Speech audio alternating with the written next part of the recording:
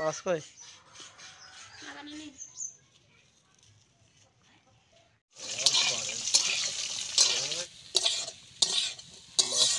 Hello বন্ধুরা, চলে এসেছি আর একটা নতুন ভিডিও নিয়ে। এই দেখুন, সোনুর বাবা চলে এসেছে বাজার থেকে। চলুন দেখা যাক বাজার থেকে কি কি নিয়ে এসেছে।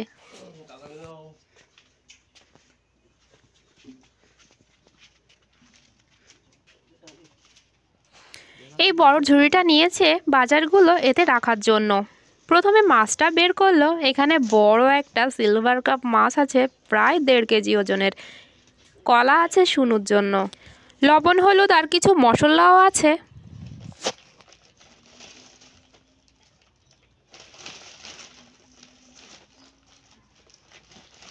বাবা, কচু নাকি?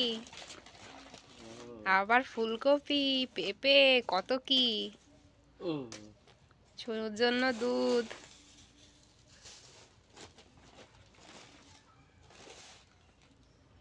সোনুর ঠাম্মির জন্য পান।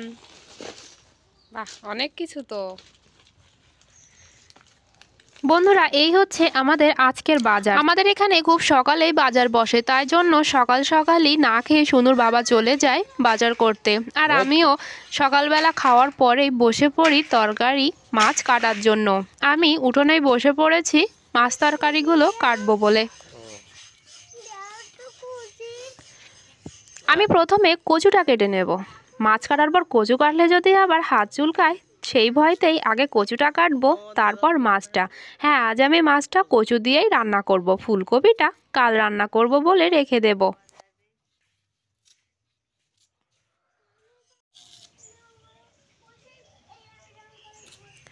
আমি আমাদের বাড়ির উঠোনেই বসে গেছি তরকারিগুলো কাটার জন্য, কারণ এখানে ভিউটা ভালো আসবে তাই জন্য।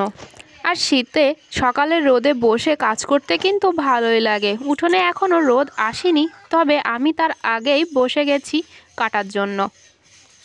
সিলভার কাপ মাছ কিন্তু আমার বেশ পছন্দ, তবে বড় সাইজেরগুলো। ছোটোগুলো খেতে আবার ভালো লাগে না। আপনাদের কচুর সাথে কোন মাছ বেশি ভালো লাগে আমার কমেন্টে কিন্তু অবশ্যই জানাবেন। আমার কচুটা কাটা কিন্তু হয়ে গেছে, এবার আমি মাছটাকে কেটে নেব। মাছটা কিন্তু বেশ বড় সাইজের, তাই জন্য আমার ধরতে কিন্তু একটু অসুবিধা হচ্ছে। আমি হাতে খুব ভালোভাবেই ছাই মাখিয়ে নেব, নইলে মাছটা পিছলে হয়তো আমার হাতটাই কেটে যাবে।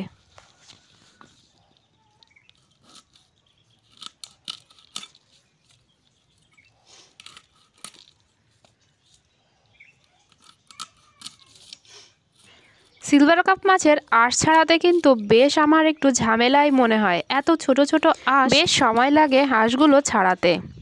আঁশ ছাড়ানো হয়ে গেছে, এবার আমি মাথাটা কেটে ফেলবো। আর আপনারা তো সবাই জানেন মাছের মাথা সবসময় সোনুর জন্যই বরাদ্দ থাকে, কারণ ও মাথা ছাড়া আর কিছু খাবেই না। আপনারা হয়তো এটা ভাববেন যে আমি ছোট থেকেই ওকে মাছের মাথা খাইয়ে অভ্যস্ত করেছি, তাই জন্য ওর অভ্যাসটা এমন। আসলে তেমন ও যখনই দেখে বাড়িতে কোনো বড় মাছ এসেছে, তখন ও নিজে থেকেই বায়না করে যে ও মাছের মাথাটাই খাবে।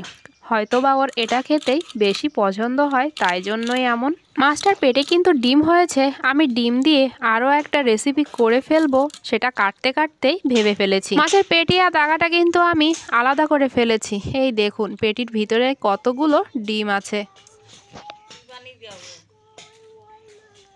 মাছের সাইজটা যেহেতু বড়, তাই জন্য মাছের পিসগুলো কিন্তু আমি বেশ বড় করেই কেটে নেব।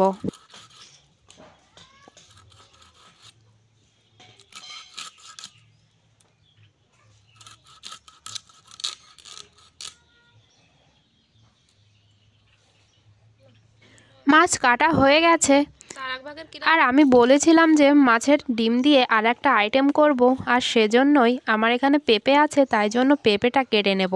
বটির মুখটা আমি ধুয়ে নিচ্ছি, মাছ কাটার পরে একটু নোংরা হয়ে গেছে। সবজি আর মাছগুলো একসাথেই কাটবো বলে আপাতত শুধু বটির মুখটাই ধুয়ে নিলাম। এবার পেঁপেটা কেটেই সব কিছু একসাথে ধুয়ে নেব।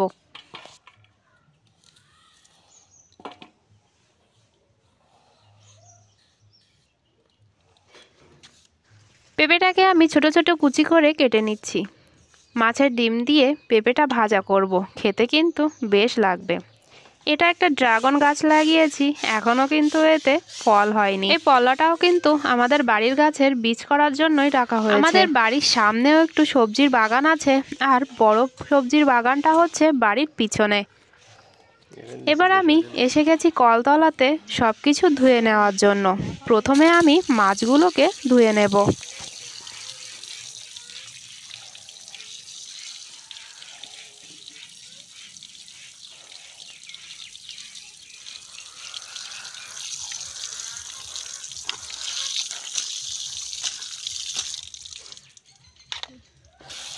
মাছ ধোয়া হয়ে গেছে, এবার কচুটা ধুয়ে নেব। আমি কিন্তু কচুটা হাত দিয়ে কষলে কষলে ধুয়ে নিচ্ছি, আমার কিন্তু একটুও হাত চুলকায়নি। খামাখাই আমি প্রথমে ভয় পাচ্ছিলাম।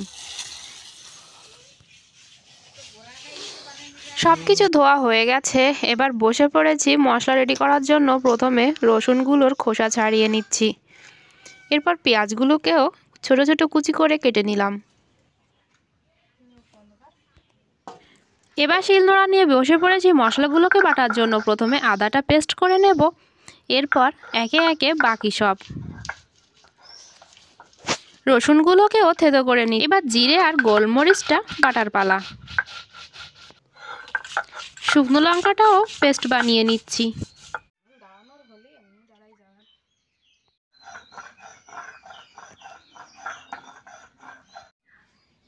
এই যে আমার সব মশলা বাটা কিন্তু একদমই রেডি। এবার আমি বসে পড়বো রান্না করার জন্য। এখানে আমার সব কিছু রেডি আছে। এটা হচ্ছে ডালের বড়ি। হ্যাঁ, এটা কিন্তু লাল, কারণ এটা মসুর ডালের বড়ি। আমি প্রথমে মাছটাকে লবণ হলুদ মাখিয়ে নেব। আমার তো দুই উনুন একসাথে রান্না শুরু করলে এসবগুলো করার আর সময়ই যেন পেয়ে উঠি না। এবার উনুনটাকেও ধরিয়ে ফেলছি। দুই পাশে দুটো কড়াই বসিয়ে দিলাম। কড়াইতে তেল দিয়ে দিলাম মাছ ভাজার জন্য।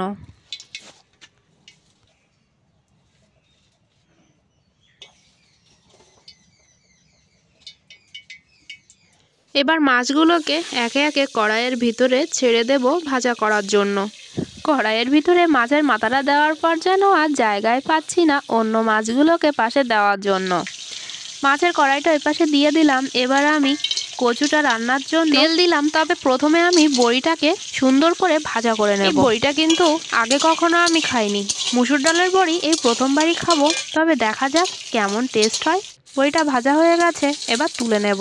আপনারা কেউ মুসুর ডালের বড়ি খেয়েছেন কি না কমেন্টে কিন্তু জানাতে একদমই ভুলবেন না, আর খেতে কেমন লাগে সেটাও কিন্তু অবশ্যই জানাবেন। এবার আমি কড়াইতে পেঁয়াজ কুচি দিয়ে ভালো করে ভাজা করে নেব। এবার এর ভিতরে শুকনো লঙ্কার পেস্টটাও দিয়ে দেব। পেঁয়াজ কুচির সাথে শুকনো লঙ্কার পেস্টটা একসাথে ভাজা করে নিলে কালারটা বেশ ভালোই আসে, সেটা আমার মনে হয়। শুকনো লঙ্কা আর পেঁয়াজ ভাজার সময় কিন্তু আমি না কেসে পারি না, তবে আপনাদেরও কি এমন হয় রান্না করার সময়? এর ভিতরে আদা রসুনের পেস্টটাও দিয়ে দিলাম। মশলাটা যাতে পুড়ে না ওঠে তাই জন্য হালকা একটু জল দিয়ে এর ভিতরে কষিয়ে নেব। এর ভিতরে আমি লবণ হলুদ গুঁড়োটাও দিয়ে দিলাম। মশলাগুলো কষানো হয়ে গেছে, এবার কচুটা এর ভিতরে ঢেলে দেব।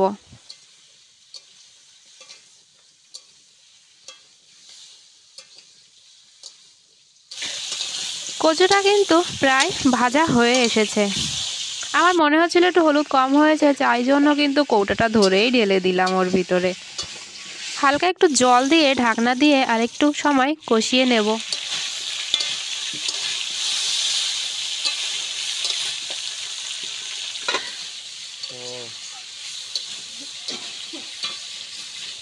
এবার আমি কচুর ভিতরে ঝোলের জলটা দিয়ে দিলাম।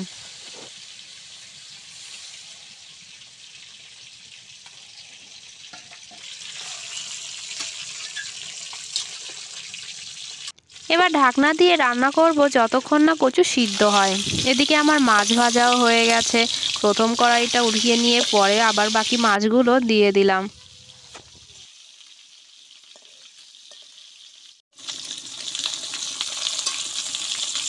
মাছ ভাজার ওই তেলেই পেঁয়াজ কুচি দিলাম। এবার পেঁপেটা আমি রান্না করব, তাই জন্য পেঁয়াজের ভিতরেই মাছের ডিমগুলো ছেড়ে দিলাম, ভাজা হয়ে যাবে এর সাথে। ডিমগুলো ভালোভাবে ভেজে নিয়েই এর ভিতরে পেঁপে কুচিটা দিয়ে দেব।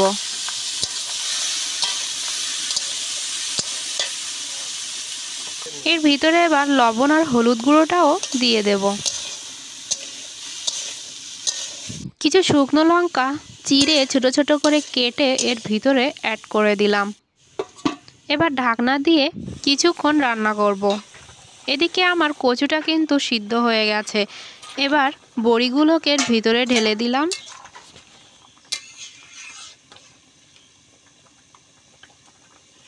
মাছগুলোকে একে একে কচুর উপরে সাজিয়ে দেব।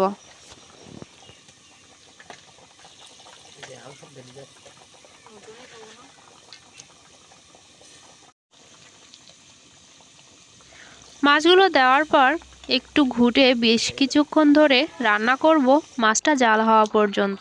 মাছটা কিন্তু জাল হয়ে গেছে। এবার জিরে মরিচের পেস্টটা এর ভিতরে অ্যাড করে দিলাম। ব্যাস, আমার রান্না কিন্তু রেডি। এই যে আমার কচু আর মাছ রান্নার ফাইনাল লুক এটা। এদিকে পেঁপে রান্নাটাও কিন্তু প্রায় হয়ে এসেছে। এবার এটাকেও নামিয়ে নিলাম।